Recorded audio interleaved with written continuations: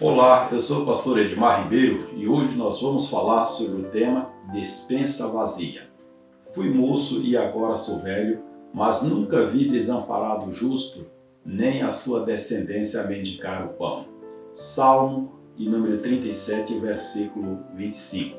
Em 2 Reis 4, de 1 a 7, a Bíblia nos diz: E uma mulher das mulheres dos filhos dos profetas clamou a Eliseu dizendo: Meu marido, teu servo, morreu, e tu sabes que o teu servo temia ao Senhor. E veio o credor para levar os meus 2 filhos para serem servos. E Eliseu lhe disse: Que te hei de fazer? Diz-me o que tens em casa. E ela disse: Tua serva não tem nada em casa, senão uma botija de azeite. Então disse ele: Vai, pede emprestados de todos os teus vizinhos vasilhas vazias, não poucas. Então entra e fecha a porta sobre ti e sobre teus filhos, e deita o azeite em todas aquelas vasilhas, e põe à parte a que estiver cheia. Partiu, pois, dele, e fechou a porta sobre si e sobre os seus filhos, e eles lhe traziam as vasilhas, e ela as enchia. E sucedeu que, cheias que foram as vasilhas, disse a seu filho: Traz-me ainda uma vasilha. Porém ele lhe disse: Não há mais vasilha alguma. Então o azeite parou. Então veio ela e o fez saber ao homem de Deus, e disse ele: Vai, vende o azeite e paga a tua dívida, e tu e teus filhos vivei do resto. Hoje estudaremos acerca do cuidado do Senhor para conosco e a disposição que devemos ter em cuidar e socorrer os necessitados. Ele multiplica nossos recursos, fazendo com que haja o suficiente para todas as necessidades básicas. Deus utiliza o que temos para alimentar os famintos. No Novo Testamento, o apóstolo João exorta-nos à prática do amor verdadeiro, um sentimento que nos constrange a ser solícitos uns para com os outros e a buscar o bem dos necessitados. A única herança deixada pelo esposo foi uma grande dívida. Apesar de fiel, o homem deixou a família em uma situação calamitosa, pois não havia comida em casa nem meios de subsistência para a viúva e os seus 2 filhos. A forma como a mulher dirigiu-se ao homem de Deus demonstra a sua situação desesperadora, pois provavelmente ela não tinha nenhum familiar para auxiliá-la. Não obstante, ela não poderia passivamente ver os filhos padecerem de fome e ainda correndo o risco de serem levados como escravos, como pagamento da dívida do pai.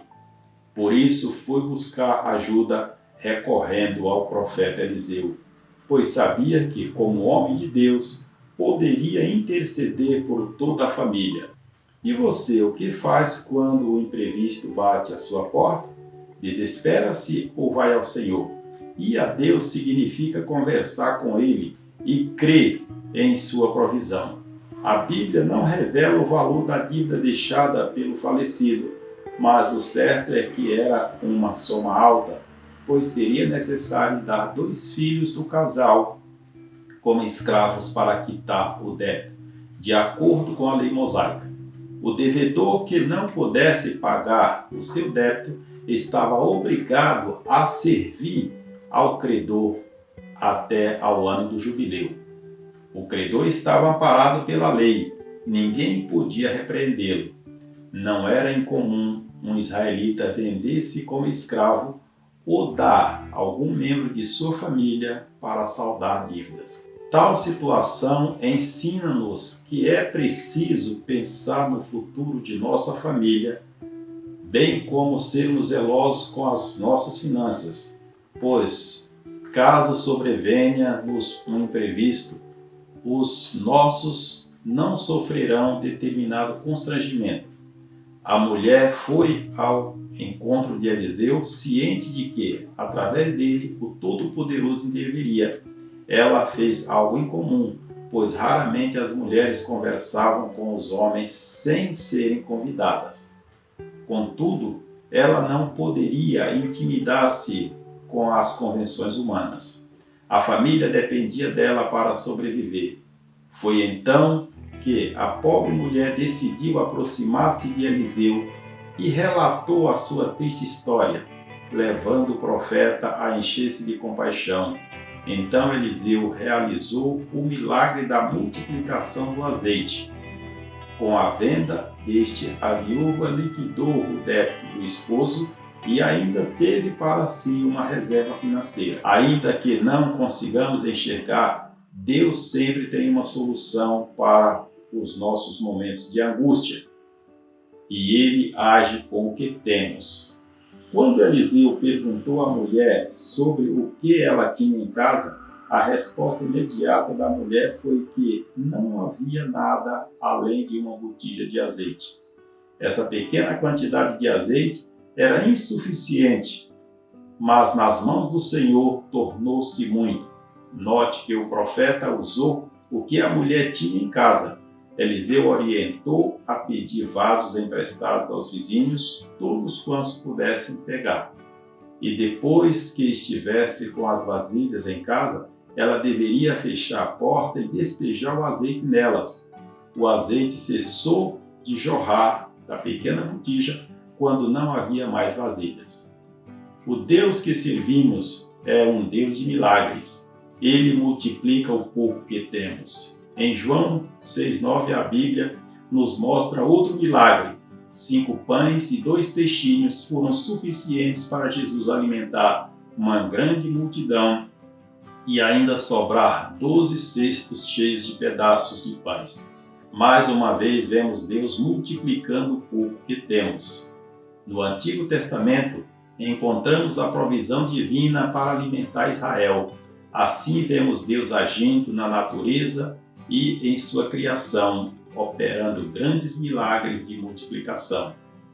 A ocorrência desses sinais ensina-nos a depender do Senhor dia após dia. Além dos milagres para a provisão de alimento, o Novo Testamento apresenta a disposição de homens e mulheres em ajudar uns aos outros.